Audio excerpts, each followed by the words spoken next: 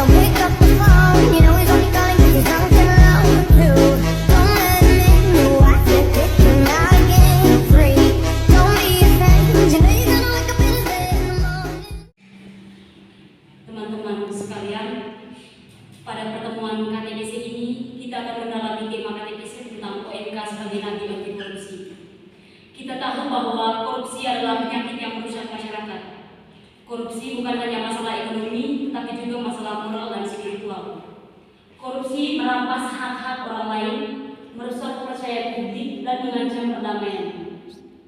Melihat dampak dari kasus korupsi yang begitu keji, maka kita sebagai anggota gereja memiliki panggilan untuk menjadi agen perubahan. Kita memiliki panggilan untuk menjadi garam dan terang dunia, untuk membawa kebaikan dan keadilan dalam masyarakat. Teman-teman, sebelum kita masuk pada materi inti KTBC, saya ingin memperkenalkan diri saya. Perkenalkan, nama lengkap saya Yohana Fitriana Darus.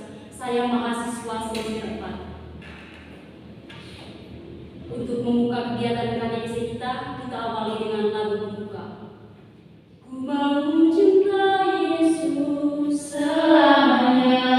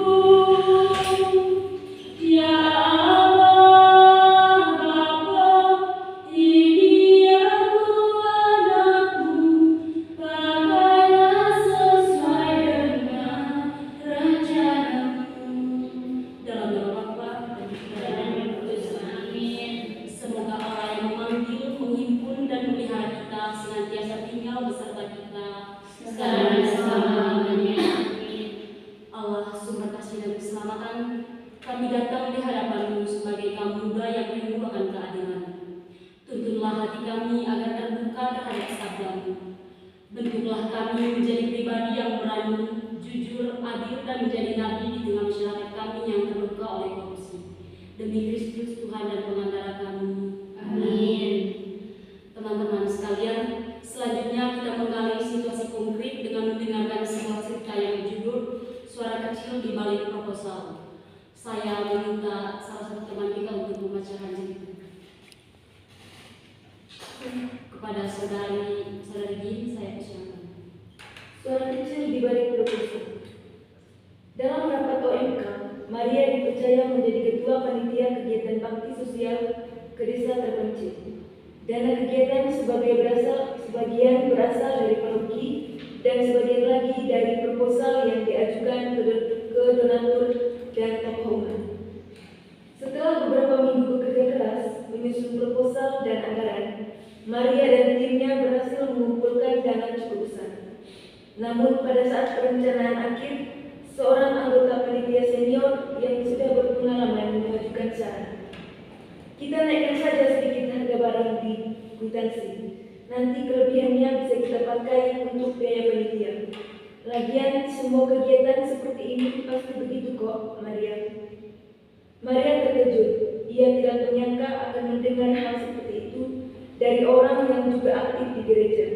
Ia menolak dengan halus, namun temannya menyahut. Kalau kamu gak setuju, nanti kamu yang tanggung semua kekurangannya. Kita ini relawan, masa gak boleh ambil sedikit dari jerih payah sendiri? Tekanan datang dari berbagai sisi. Bahkan bendahara mulai mengatur kwitansi fiktif untuk laporan ke donatur. Maria merasa cemas, tidak ingin kegiatan gagal, tapi juga tidak rela menjadi bagian dari bohongan. Ia selalu berdoa malam itu. Ia ingat kisah Nabi Yeremia yang dipanggil Tuhan untuk menyuarakan kebenaran meski banyak yang menolak. Esok harinya ia memberanikan diri berbicara di hadapan tim. Saya tahu kita semua bekerja keras dan saya tahu niat kita baik. Tetapi jika kita mulai dengan kebohongan, Apa bedanya kita dengan selama ini kita kritik? Kalau memang perlu, saya lebih baik mengurangi skala kegiatan daripada harus memalsukan laporan. Suasana hening. Sebagian merasa Maria terlalu idealis, tetapi akhirnya mereka sepakat meninjau kembali rencana dan melibatkan lebih banyak sukarelawan agar biaya bisa ditekan tanpa manipulasi. Kegiatan berjalan dengan lancar, meskipun lebih sederhana dari rencana awal. Namun semua berjalan dalam semangat pelayanan sejati. Donatur bahkan menguji kejujuran mereka saat laporan keuangan diberi secara terbuka. Baik, terima kasih kepada saudari Kim yang telah membacakan ceritanya. Setelah kita mendengarkan cerita tadi, saya akan memberikan beberapa pertanyaan kepada teman-teman sekalian. Pertanyaan pertama, apa yang menjadi dilema moral yang dihadapi Maria? Kepada saudari Riani, siapa? Maria dihadapkan pada pilihan antara membiarkan praktik manipulasi laporan keuangan yang dianggap sudah biasa demi kelancaran kegiatan, atau mempertahankan kejujuran walaupun berisiko mengangkat pelaksanaan kegiatan. Baik, terima kasih jawabannya. Mungkin ada dari teman-teman. Kita lanjut ke pertanyaan kedua. Dari cerita tadi, mungkin ada pengalaman dari teman-teman yang sesuai dengan cerita. Pengalaman itu tidak harus sama dengan cerita tadi, setidaknya ada kemiripan. Baik, kepada saudari Gin, satu silakan. Baik, terima kasih. Ini berbeda dengan pengalaman kita masing-masing saat pilihan luas. Misalnya, kita sudah diberi tanggung jawab untuk menjadi seorang negara. Tetapi ketika ada kegiatan dan kegiatan itu perlu partisipasi seluruh anggota kelas. Tentu kalau ada kegiatan itu pasti ada pengeluaran biaya. Dan misalnya kan uang yang kita butuh itu 150. Tetapi ada sebagian orang atau teman yang memaksa kita sebagai bendahara meminta untuk supaya uang itu harus berjumlah 200, sedangkan yang dibutuhkan adalah 150. Dan kita mencoba untuk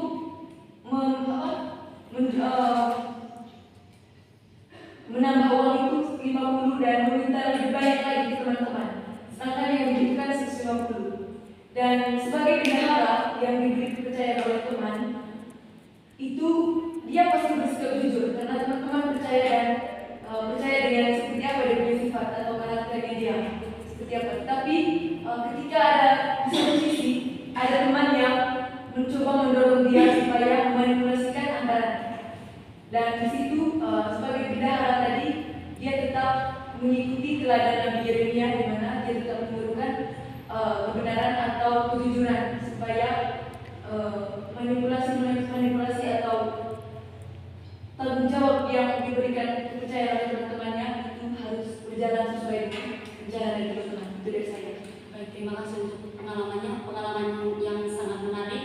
Mungkin ada pengalaman dari teman-teman lain. Oke, teman-teman, cerita Maria itu tentunya sangat dekat dengan kehidupan kita. Mungkin kalian juga pernah terlibat dalam kepanitiaan, organisasi atau bahkan pekerjaan di mana ada godaan untuk memoles kebenaran demi kenyamanan. Dalam dunia yang sudah terbiasa dengan korupsi kecil, suara kebenaran kadang dianggap aneh, tapi disitulah peran kita sebagai nabi. Maria itu memilih menjadi nabi. Ia bersuara walau sendirian. Ia tidak hanya berbicara tetapi bertindak. Kita tidak harus sempurna untuk menjadi nabi. Tapi penyimpanan. Coba lihat deh, masih ada. Ini tuh mga tuh saran dun ko tuh meron tang sangge ya tong.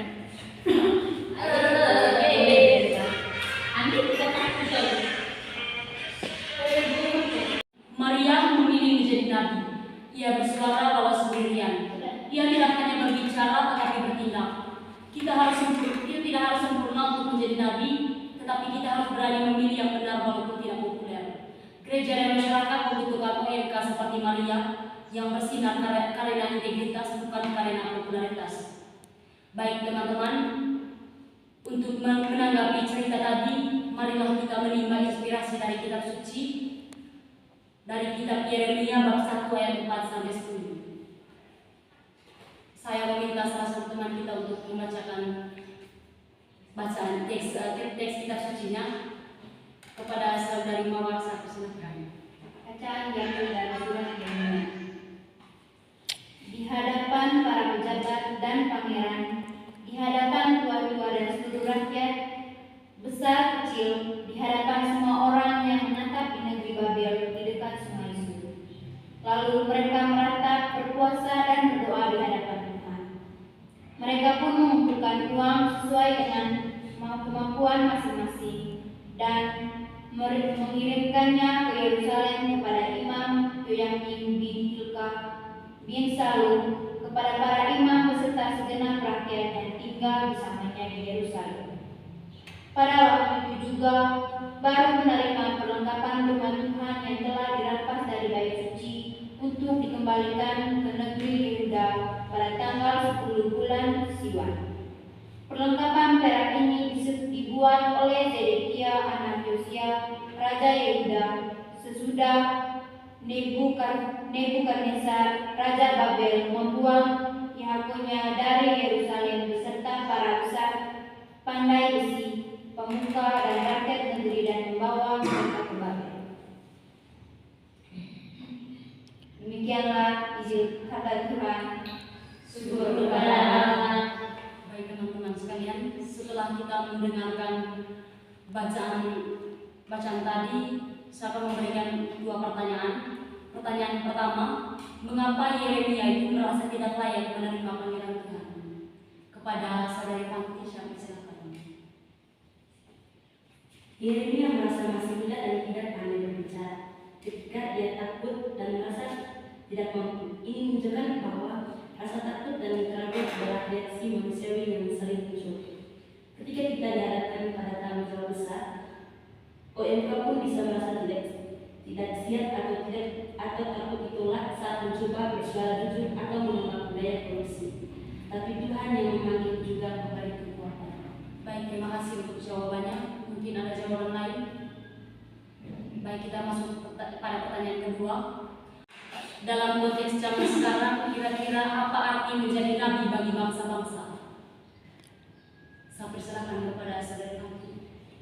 Menjadi nabi artinya menyuarakan kebenaran Tuhan di tengah situasi masyarakat yang salah arah. Dalam konteks OMK, menjadi nabi berarti berani bersikap jujur, melawan ketidakadilan, tidak kompromi pada kecurangan, dan menjadi teladan integritas baik di sekolah, kampus, pekerjaan maupun media sosial. Kita dipanggil untuk menjadi suara kenabian yang menyuarakan terang dalam kegelapan moral zaman sekarang. Baik, terima kasih untuk jawaban. Ada jawaban lain? Baik, Tuhan tidak mencari orang yang sempurna, tapi orang yang mau taat dan setia. Seperti Yeremia, kita dipanggil, diperlengkapi dan diutus untuk bersuara bagi kebenaran. Jangan pernah berkata, aku ini hanya anak muda, sebab Tuhan sendiri yang berkata, aku menyertai engkau. Baik, selanjutnya kita masuk pada tabaran aksi konkret. Mungkin ada tabaran aksi nyata dari teman-teman untuk kita bisa terapkan dalam kehidupan selanjutnya.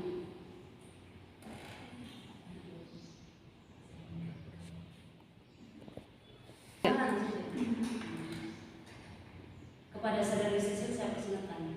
Kalau saya mengusulkan kegiatan tawaran aksi konkret, yang pertama itu membuat kampanye digital OMK, produksi, yang terdiri poster, video pendek dan konten edukatif.